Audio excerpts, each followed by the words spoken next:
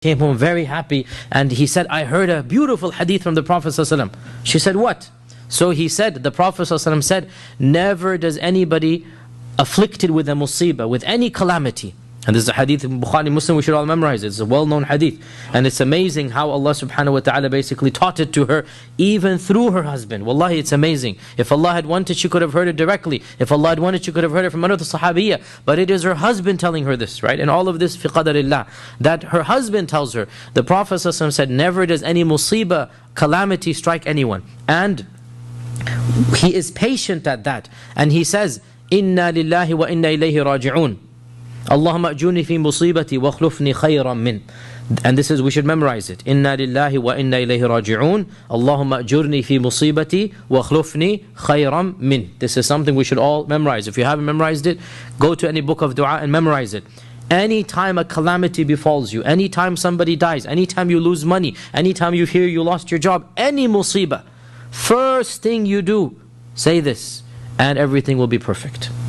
First thing, but that's the point. Make sure the first thing you say is Inna lillahi wa inna ilayhi raji'un. Allahumma ajurni fi musibati wa akhlufni khayran min.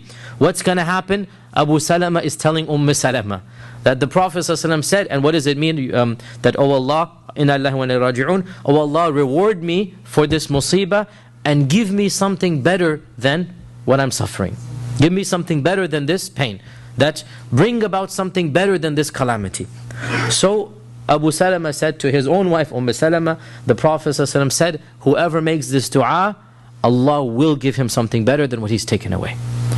So she is saying, as soon as Abu Salama died, I remembered this hadith. Wallahi, look at the, we can't call it irony, but the profundity. Allah's qadr, everything is so perfect.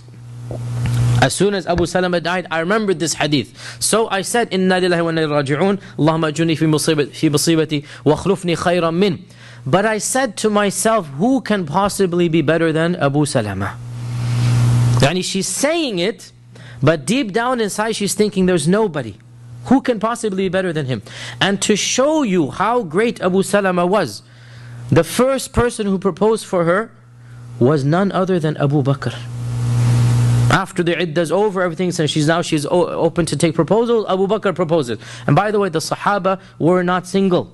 By and large, it's not conceivable for them that a man or a woman is just there without a husband or wife. It doesn't make sense for them. And that's why we have all of these proposals. And I have said this many times before, that subhanAllah, we have a stigma in our society and time.